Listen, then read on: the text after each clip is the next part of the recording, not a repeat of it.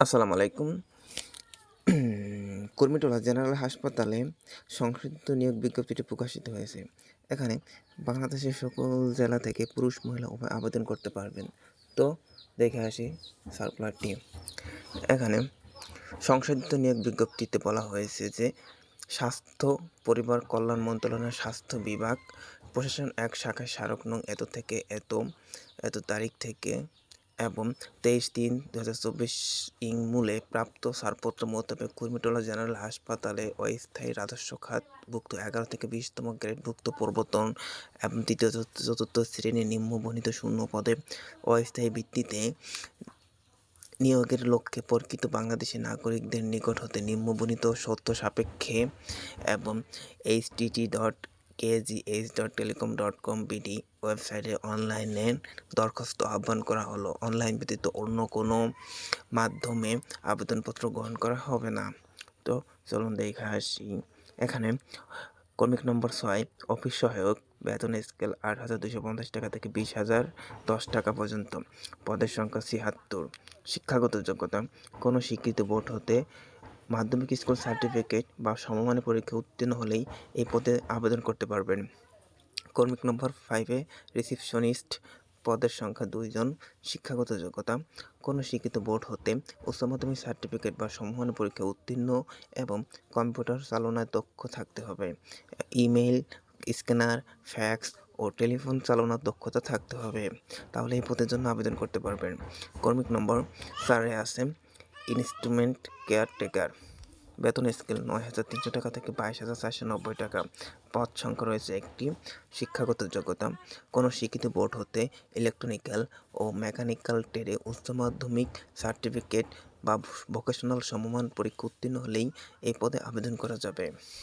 ক্রমিক নম্বর 3-এ অফিস সহকারী cum computer মুদ্রাক্ষণিক।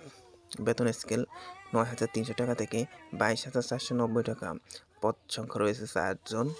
শিক্ষাগত যোগ্যতা কোনো শিক্ষিত বোর্ড হতে উচ্চ মাধ্যমিক সার্টিফিকেট বা সমমানের পরীক্ষা উত্তীর্ণ এবং কম্পিউটার চালানোর দক্ষতা থাকতে হবে। কম্পিউটার মুদ্রাক্ষরে প্রতি মিনিটে বাংলায় 20 শব্দ ও ইংরেজিতে 20 শব্দের ন্যূনতম গতি থাকতে হবে। এখানে ক্রমিক নম্বর 2-তে রয়েছে ডাটা এন্ট্রি অপারেটর। বেতন স্কেল 10,200 টাকা থেকে 24,680 টাকা পর্যন্ত। পদের সংখ্যা রয়েছে একটি। শিক্ষাগত যোগ্যতা রয়েছে কোনো শিক্ষিত বোর্ড হতে উচ্চ মাধ্যমিক সার্টিফিকেট বা সমমান পরীক্ষায় উত্তীর্ণ এবং কম্পিউটার চালানোর দক্ষতা। কম্পিউটার মুদ্রাক্ষরে প্রতি মিনিটে বাংলায় 20 শব্দ, ইংরেজিতে 20 শব্দের ন্যূনতম গতি এবং স্ট্যান্ডার্ড অ্যাটিটিউড টেস্ট পরীক্ষায় উত্তীর্ণ হতে হবে, তাহলে এই পদের জন্য আবেদন করতে পারবেন। এখানে রয়েছে ক্রমিক নম্বর 1-এ 7 মুদ্রাক্ষরিক কাম কম্পিউটার অপারেটর। বেতন স্কেল 10,200 টাকা থেকে 24,680 টাকা পর্যন্ত। পদের সংখ্যা এখানে একটি। শিক্ষাগত যোগ্যতা কোনো শিক্ষিত বোর্ড হতে স্নাতক বা সমমানের পরীক্ষা উত্তীর্ণ এবং কম্পিউটার চালানোর দক্ষতা। 7 লিপিতে প্রতি মিনিটে সর্বনিম্ন গতি ইংরেজিতে 70 এবং বাংলায় 45 শব্দ এবং কম্পিউটার মুদ্রাক্ষরে প্রতি মিনিটে ইংরেজিতে 30 শব্দ ও বাংলায় 25 শব্দের ন্যূনতম গতি থাকতে হবে, তাহলে এই পদের জন্য আবেদন করা যাবে। তো এখানে আবেদন করার কিছু শর্তাবলী রয়েছে। প্রার্থীকে অবশ্যই বাংলাদেশের স্থায়ী নাগরিক হতে হবে এবং সকল আবেদনকারীর বয়স 13/6/2024 তারিখে সর্বনিম্ন 18 বছর এবং সর্বোচ্চ 30 বছরের মধ্যে থাকতে হবে। তবে মুক্তিযোদ্ধা, শহীদ মুক্তিযোদ্ধা, বীরাঙ্গনা, সন্তান ও শারীরিক প্রতিবন্ধীর ক্ষেত্রে বয়স 18 থেকে সর্বোচ্চ 32 বছর। বয়স প্রমাণের ক্ষেত্রে অ্যাফিডেভিট গ্রহণযোগ্য হবে না। তবে বিনিয়োগের ক্ষেত্রে বয়স সংক্রান্ত সরকারের বিদ্যমান বিধিবিধান এবং পরবর্তী সংক্রান্ত বিধিবিধান সংশোধন হলে তা অনুসরণ করা হবে। আবার একটি কথা, এই সার্কুলারে একই ব্যক্তি একাধিক পদে আবেদন করতে পারবেন না এবং সকল পদে সকল জেলার প্রার্থীগণ আবেদন করতে পারবেন। তো এখানে আবেদনপত্র পূরণ এবং সংক্রান্ত ওয়েবসাইট রয়েছে htt.kgh.telecom.com/bd এবং www. kgh.gov.bd লগ ইন করে সকল তথ্য পাওয়া যাবে। পরীক্ষায় অংশগ্রহণের ইচ্ছুক ব্যক্তি http://kgh.telecom.com.bd ওয়েবসাইটে আবেদনপত্র পূরণ করতে পারবেন। ওয়েবসাইটে প্রকাশিত নির্দেশনা মোতাবেক ফর্ম পূরণ করতে হবে অনলাইনে।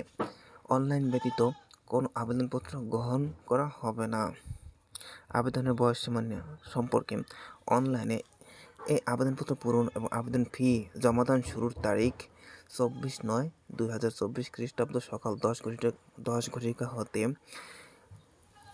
আবেদনপত্রের শেষ তারিখ 15/10/2024 খ্রিস্টাব্দ বিকাল 5 মধ্যে।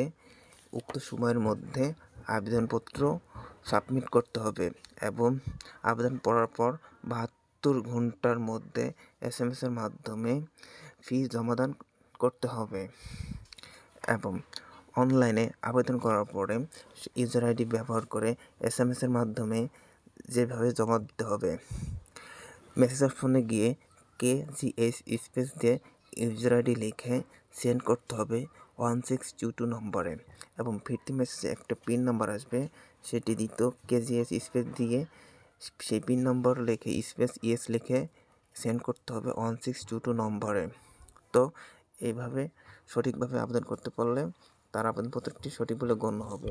তো আজকে এই সার্কুলার বিষয়ে সব কিছু বলে দেওয়া হলো। তো ভালো থাকবেন, সুস্থ থাকবেন, আল্লাহ হাফেজ।